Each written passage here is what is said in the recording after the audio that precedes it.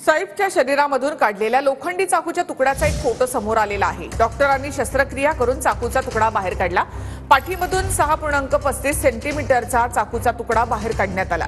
चाकू आणखी खोल गेला असता तर गंभीर दुखापत झाली असती असं डॉक्टरांनी सांगितलेलं आहे।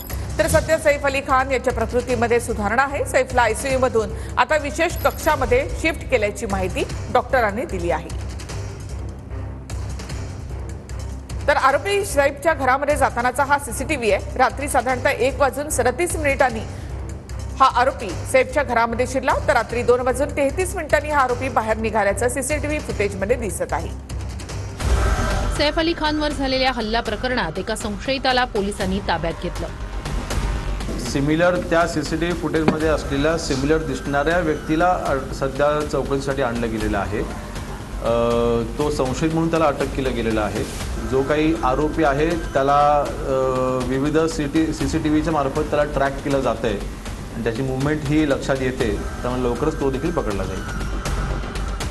शाहिद असं ताब्यात घेतलेल्या संशयिताचं नाव आहे।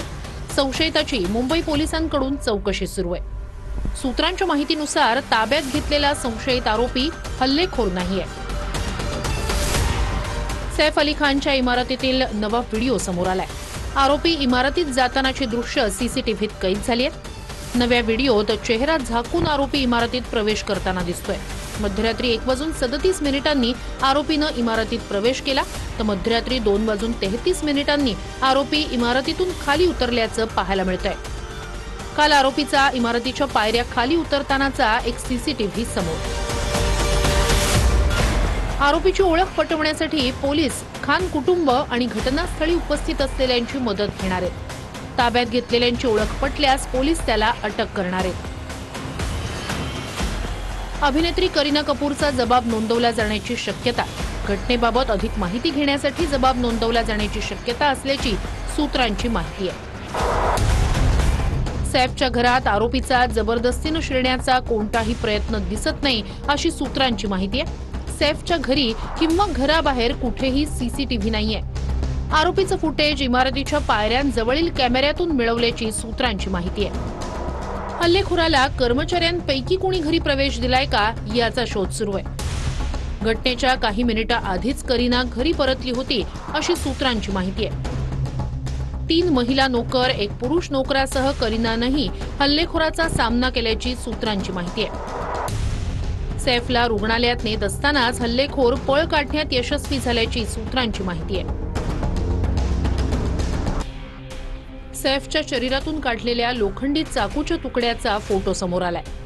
डॉक्टरांनी शस्त्रक्रिया करून चाकूचा तुकडा बाहेर काढला। चाकू आणखी खोल गेला असता तर गंभीर दुखापत झाली असती असं डॉक्टर नितीन डांगे म्हणाले। त्यांची तब्येत एकदम छान आहे।